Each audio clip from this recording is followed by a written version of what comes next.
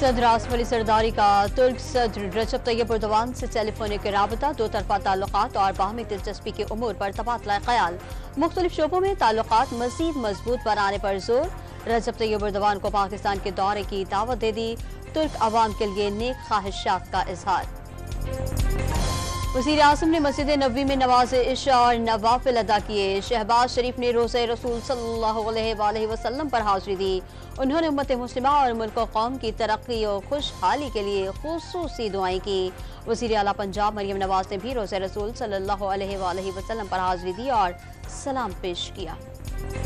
मुल्क भर की मसाजिद में 27 रमजान की रात खुसूसी इबादत का एहतमाम। हजारों महीनों से बेहतर शब कद्र की तलाश में रात भर इबादत, कहीं कुरान पाक की तिलावत तो कहीं नात गोई की रूह परवर महफिलें। पाकिस्तान रेलवेज की जानिब से ईद उल फितर के मौके पर कराची से 2 स्पेशल ट्रेनें चलाई जाएंगी। पहली ईद स्पेशल ट्रेन कराची से पेशावर के लिए आज शाम 6 बजे सिटी स्टेशन से रवाना होगी। तर्जुमान रेलवेज के मुताबिक पहली ईद स्पेशल ट्रेन 17 कोचेस पर मुश्तमिल होगी।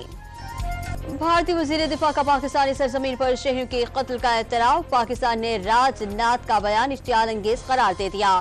भारतीय वजीर दिफा के एतराफ जुर्म के बाद आलमी बरादरी भारत के खिलाफ इकदाम उठाए।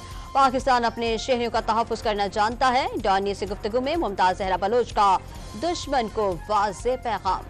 ख्वाजा आसिफ ने भारत को बयानबाजी में मोहतात रहने का मशवरा दे दिया। इलेक्शन के चक्कर में भारत ऐसी हरकत न कर बैठे जिसका उसे खमियाजा भुगतना पड़े। मोदी सरकार मत भूले, चंद साल पहले भी पाकिस्तान में घुसकर कार्रवाई की तो अंजाम क्या हुआ था।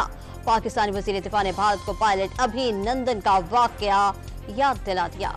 लाहौर के इलाके शाहदरा में दूध फरोश को लूटने के दौरान डाकुओं ने मुजाहमत पर फायरिंग कर दी। 17 साल लड़की समेत 2 अफराद जाँ बहक। गोली लगने से बाप भी जख्मी हुआ। मुलजिमान फायरिंग करते हुए दूध फरोश का पैसों भरा बॉक्स उठाकर ले गए।